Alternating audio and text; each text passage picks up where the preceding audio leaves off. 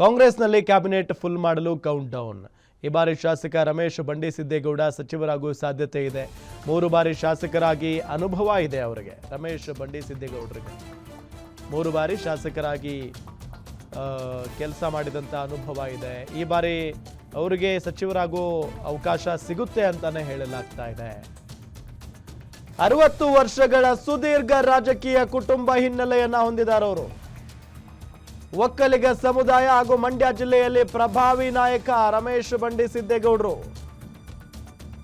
2028ರ ಚುನಾವಣೆಗೆ ಮಂಡ್ಯದ ಉಸ್ತುವಾರಿಯಾಗುವ ಅರ್ಹತೆ ಇದೆ. ಈಗಾಗಲೇ ಡಿಕೆಶಿ ಸಿದ್ದರಾಮಯ್ಯ ಅವರನ್ನ ಭೇಟಿ ಮಾಡಿದ್ದಾರೆ ರಮೇಶ್ ಬಂಡಿಸಿದ್ದೇಗೌಡರು. ಪ್ರಸ್ತುತ ಚಾಮುಂಡೇಶ್ವರಿ ವಿದ್ಯುತ್ ಸರಬರಾಜು ನಿಗಮದ ಅಧ್ಯಕ್ಷರಾಗಿ ಸೇವೆಯನ್ನ ಸಲ್ಲಿಸ್ತಾ ಇದ್ದಾರೆ. ಯಾವುದೇ ಕಪ್ಪು ಚುಕ್ಕೆ ಇಲ್ಲದಂತೆ ಕೆಲಸ ಮಾಡಿದ್ದಾರೆ ಬಂಡಿಸಿದ್ದೇಗೌಡರು. ಈಗ ಸಚಿವ ಸಂಪುಟ ವಿಸ್ತರಣೆಯಲ್ಲಿ ರಮೇಶ್ ಬಂಡಿಸಿದ್ದೇಗೌಡರ ಹೆಸರು ಕೇಳಿ ಬರ್ತಾ ಇದೆ. ಮಂಡ್ಯ ಜಿಲ್ಲೆಯಿಂದ 2 ಸಚಿವ ಸ್ಥಾನ ನೀಡುವ ಸಾಧ್ಯತೆ ಇದೆ. ಜೆಡಿಎಸ್ ವಿರುದ್ಧ ಕ್ಷೇತ್ರದಲ್ಲಿ ಹಾಗೂ ಮಂಡ್ಯದಲ್ಲಿ ಖಡಕ್ ರಾಜಕಾರಣವನ್ನ ಮಾಡ್ಕೊಂಡು ಬಂದಿದ್ದಾರೆ.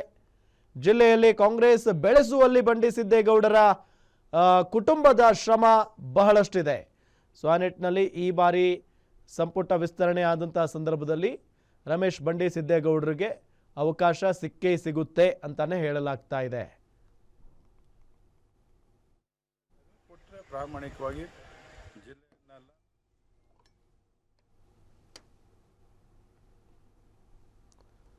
ಗಮನಿಸ್ತಾ ಇದ್ದೀವಿ. ರಮೇಶ್ ಬಂಡಿಸಿದ್ದೇಗೌಡರಿಗೆ ಮಂಡ್ಯ ರಾಜಕಾರಣ ಇದೆಯಲ್ಲ, ಮಂಡ್ಯ ರಾಜಕಾರಣ ಅಂತ ಬಂದಾಗ ಒಂದು ಖಡಕ್ ರಾಜಕಾರಣಿ ಅವರು. ಜೊತೆಗೆ ಹಾಗೆ ಜನಸಾಮಾನ್ಯರಿಗೆ ಸ್ಪಂದಿಸುವಂಥ ಒಬ್ಬ ರಾಜಕಾರಣಿ.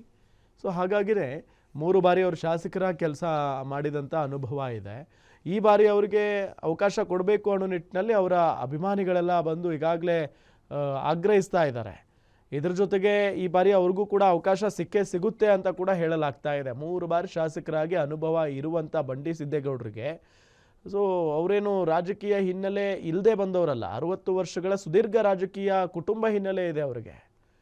ಅವರ ಮನೆಯಲ್ಲೂ ಕೂಡ ರಾಜಕಾರಣವನ್ನು ಮಾಡಿಕೊಂಡೇ ಬಂದಂಥವರು.